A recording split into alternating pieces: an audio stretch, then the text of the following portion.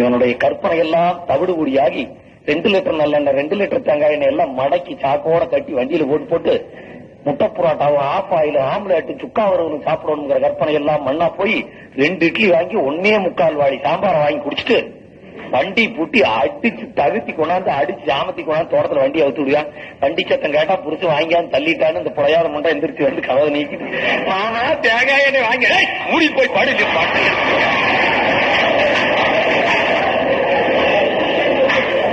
கூட 10 ரூபாய்க்கு வித்தா அந்த தக்காளி கூடைய அப்படி 10 ரூபாய் கொண்டு மூளையில அப்படி வச்சு சாட்டி வைத்தான். கூட 1 ரூபாய்க்கு வித்தா துட்டீர் நெறியலாம். மாட்டை போட்டு அடிப்பேன், இல்லைன்னா பொண்டாட்டி போட்டு அடிப்பேன். இந்த 2 தவிர இவனுக்கு எங்க கோளாறுன்னு கண்டுபிடிக்கவே தெரியும். ஏன் இந்த பொருளாதார கஷ்டம் இவ்வளவு பண்ணுமே? 880 மில்லியன் டன் உற்பத்தி இல்லாமல் 30 கோடி மக்களுக்கு உணவு இல்லாமல், உடை இல்லாமல், பால் இல்லாமல், பருப்பு இல்லாமல், எண்ணெய் இல்லாமல், சர்க்கரை இல்லாமல், அரிசிக்கு ஒரு நாடு, எண்ணெய்க்கு ஒரு நாடு என்று பிச்சை எடுத்துக் கொண்டிருந்த இந்தியா தாழ்வுற்று வறுமை மிஞ்சி விடுதலை தவறிக்கட்டு 30 கோடி மக்களுக்கு ஒண்ணுமே கிடைக்கல. அரிசிக்கு ஒரு நாடு, எண்ணெய்க்கு ஒரு நாடு, BL 480 ஸ்கீம் எல்லாம் CS போட்டு கோதுமை குரணை போய் வாங்கிட்டு வந்த தேசம். வியாழக்கிழமை விரதம் இருக்கு சொன்ன நாடு. உங்களுக்கு எல்லாம் ஞாபகம் இருக்கு இல்லையே தெரியல. வியாழக்கிழமை உணவு பற்றாக்குறை, ஒரு நாள் பட்டினி கிடக்க சொன்ன தேசம். எலிக்கறியை திங்க சொன்ன தேசம் உணவு பற்றாக்குறையினால.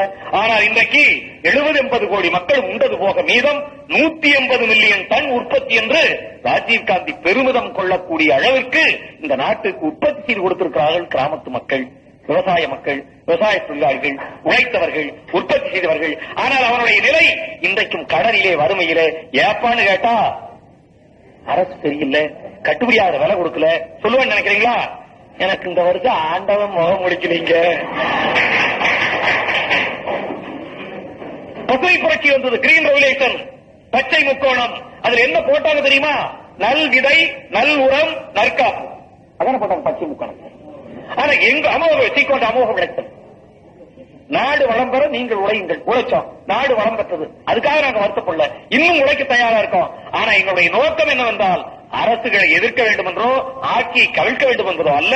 அந்த பச்சை முக்கோணத்தை மாற்றி அதை சதுரமாக்கி நல் விதை, நல் உரம், நற்காப்பு, நல்ல நிலை என்றும் கிடைக்காத வரை இந்த சமுதாயம் உருப்படாது. அதனால இதை அரசாங்கம் சிந்திக்கவே மறுக்கிறது. அரசாங்கத்தை தொழிலாக ஏற்றுக்கொள்ள மறுக்கிறது. எந்த அரசாங்கம் இருந்தாலும், எம்ஜிஆர் அரசு, கருணாநிதி அரசு, காமராஜர் அரசு குற்றம் சொல்லவல்ல, எந்த அரசாங்கம் இருந்தாலும் விவசாய தொழிலாக இருக்க மறுக்கிறது. ஏன்னா இவன் மண்ணை மாட்டை விட்டு போகவே மாட்டான், இவன் ஸ்ட்ரைக் பண்ண மாட்டான், உண்ணாவிரதம் இருக்க மாட்டான், ஊர்வலம் போக மாட்டான். இவனால முடியாது, எல்லாரும் ஸ்ட்ரைக் பண்ணலாம். போலீஸ்காரன் கூட ஸ்டேஷனுக்கு போகாம போராடலாம், பேராசிரியர்கள் கல்லூரிக்கு போறாம போராடலாம், பஸ் ஓட்டுறையும் பஸ் நிறுத்திட்டு போராடலாம், நூற்பாறைக்கு போறேன் ஆலைக்கு போகாம ஸ்ட்ரைக் பண்ணலாம். ஆனா விவசாயி தான் தோட்டம் போகாம ஸ்ட்ரைக் பண்ண முடியுமா? பயிர் செத்து போயிரும், நெல்லுக்கு கறி போயிரும். வெங்காய பயிர் அருமையா இருக்குது, 2 வாரம் ஒரு டீ போடுறாங்க. அப்ப என்ன அர்த்தம்? வெங்காயம் போட்டுட்டு அந்த வடைக்கு பணம் கொடுப்போம்னு அர்த்தம். கடைக்காரன் புரிஞ்சுக்கணும். கடையில வெங்காயம் நல்லா இருந்தா சொல்லுவாங்க. சொசைட்டி கிளாருக்கு வருவார், என்னங்க பணம் கட்டாம எல்லாம் வட்டி கட்டாம சாப்பிட்டு வெங்காயம் போட்டு தூக்கி எறிகிற வாங்கிட்டு வர்றான் பூரா வெங்காயம். வீட்டுக்காரர் சொல்லுவா, ஏனுங்க அந்த பெரிய செங்கிலி அடகு வச்சீங்க திருப்பவே இல்லையே, அதை பார்த்து எப்படியா பொல்லாத பெரிய செங்கிலி போட்டானா? பெரிய செங்கிலி என்ன 6 பவுனுக்கு பில்லோட்டம் கோப்பம் பண்ணி போட்டேன், வெங்காயத்தை போட்டு இன்னொரு 4 பவுன் கூட போட்டு, இவன் கூட போட்டுன்னு வாங்குவான்.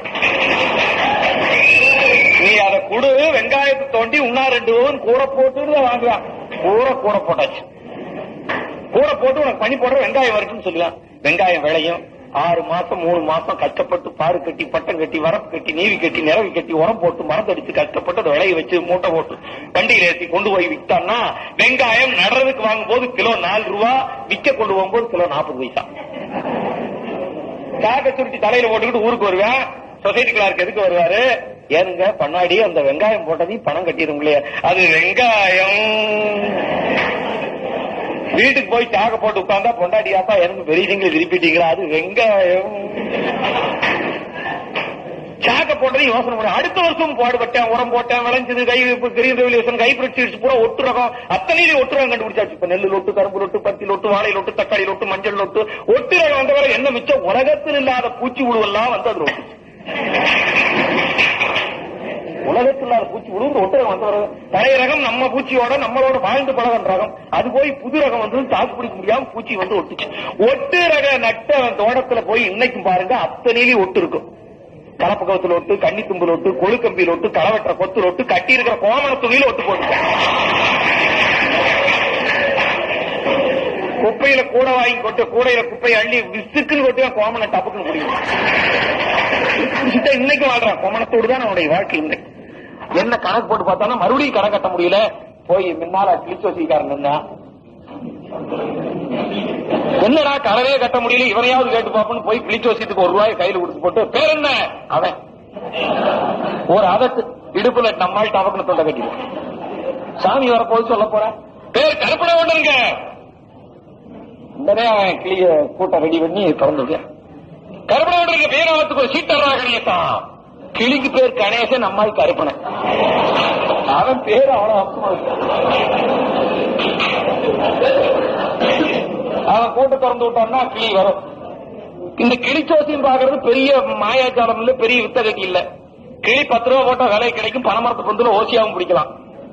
ஒரு கிளி பிடிச்சுக்கிட்டீங்கன்னா என்ன உங்களுக்கு எல்லாம் ஒரு எதிர்காலத்துல இந்த அரசுல எந்த அளவுக்கு உங்களுக்கு உத்தியோகம் கிடைக்கும், வேலை வாய்ப்பு கிடைக்கும், எவ்வளவு லஞ்சம் கொடுத்து சீட்டு வாங்கி, எவ்வளவு லஞ்சம் கொடுத்து போஸ்டிங் வாங்கி என்ன கஷ்டப்பட போறீங்களோ. கிளிச்சோசிக்காரன் சந்தை எண்ணிக்கு ₹35 சம்பாதிக்கிறான். சாயந்தரம் மசால் ரோஸ்டும் ரவா ரோஸ்டும் சாப்பிடுறான். நம்மால் பொழுதோட ரவா ரோஸ்ட் நினைச்சு எச்சி ஒரு முடக்கு முழுங்கிட்டு உருவாச்சாங்க. அதனால பொந்துல கிளி பிடிச்சிட்டு வந்து அடைச்சு கூட்டுல 5 நாளைக்கு அண்ணன் தண்ணி ஆதாரம் இல்லாம போடுங்க. 5வது நாள் ஒரு பழத்தை முன்னால போட்டு கையில காட்டிக்கிட்டு ஒரு சீட்டை முன்னால போட்டு கூட திறந்து விடுங்க. 5 நாளத்து கோபம் அந்த காயத்தை வந்து கொச்சி தூக்கி எறிங்க. கொஞ்சம் பழத்தை கொடுத்து அரைச்சு போடுங்க. மறுபடியும் 2 நாள் பட்டி போடுங்க. அப்புறம் ஒரு சீட்டை முன்னால போடுங்க. கோபத்துல கொத்தி எறியும், கொஞ்சம் பழத்தை கொடுங்க. அந்த கிளி என்ன நினைச்சுக்கோ, ஒரு சீட்டை பிடிங்க எரிஞ்சாதான் பழம் கொடுப்பான்னு நினைச்சுக்கோ. அவ்வளவுதான், கிளி பழகியாச்சு ரெடி. அப்புறம் அதை ஒரு சீட்டை கொத்தி எரிய வெளியே வந்ததையும் அதை எடுத்ததையும் அப்பரே கருப்பன் என்ற பெயராமத்துக்கு நம்பர் 338 தொட்டதனாலே அப்பன் முருகன் பழனி வள்ளி தெய்வானையோடு உனக்கு முருகன் பெருமான் வந்திருக்காரப்பா. நம்மால் முருகனை கண்டா சும்மா இருப்பானா? முருகா அரோஹரா. இந்த உலகத்திலேயே சீரட்டு போட்டியில ஒட்டி இருக்கிற காகிதத்துக்கு அழகா போடுற ஒரு சமுதாயம் இருக்குன்னா அது இந்த கிராம மக்களை தவிர இந்த உலகத்தில் எங்கேயும் பார்க்க முடியாது. இது நம்மளுக்கு பெருமையா இருக்குதா? 21ஆம் நூற்றாண்டுக்கு போயிருவியா நீ? இவன் விட்டுட்டு போயிருவியா நீ? போக முடியுமா? எனவே இவனையும் கொஞ்சம் இழுத்து போண்டா. இவன் கிழிச்சு வச்சுக்காரங்க அப்புறம் விடுவானா? அவன் இவ்வளவு வருஷமா ஆள் கிடைச்சா விடுவானா? அழகா போடுறவன கண்டா உட்காரு உண்ணா சொல்றாங்க. பழைய ஏட்டெடுத்து அப்பனே நீ நம்பர் 318 தொட்டதுனாலே உனக்கு தோட்டத்துல ஆடு நடக்கும், கோழி நடக்கும், நாய் கூட நடக்கும். அப்பா நம்ம ராமசாமி எல்லாமே நடை உண்டுங்க அப்படின்னு. ஆடு மாடு கோழி எல்லாம் நடக்காம படுத்ததாக இருந்தாலும் இன்னும் 3 மாசம் 6 நாள் 13 நாள் இருக்கு. கொஞ்சம் கஷ்டம் அப்பா. ஆடு கறக்க பூனை குடிக்க குடும்பத்துல அப்படித்தானப்பா இருக்கு. ஆடு கறக்க பூனை குடிக்க அப்படித்தானே லைஃபே போச்சு. வாழ்க்கையே ஒரு தலைமுறையே அப்படித்தானே போச்சு. ஆடு கறக்க பூனை குடிக்க.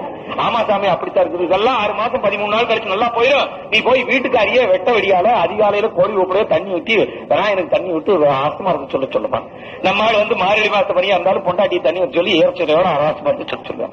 அப்புறம் பாடுபட்டேன், அப்புறம் உரம் போட்டேன், அப்புறம் விளைஞ்சது, அப்புறம் கொட்டி வித்து, அப்புறம் கடன் ஆச்சு. அப்புறம் என்ன பண்ண? வீட்டுக்கு வந்து அம்மா கடன் கட்ட முடியலையே. கிளவி யோசனை சொன்னா பெரிய ஜாதகத்தினாலும் கொண்டு பாத்துட்டு வாடா. சாதகம் தூக்கி யூரியா பையில போட்டு நம்ம பைய டப் பையா வச்சிருக்கிறேன். யூரியா பையில காது வச்சு தைச்சு நம்ம அதெல்லாம் நல்லா எதையும் யூஸ் பண்ண. யூரியா போட்டு அந்த பையன் நல்லா கழுவி காது வச்சு தைச்சு அதுல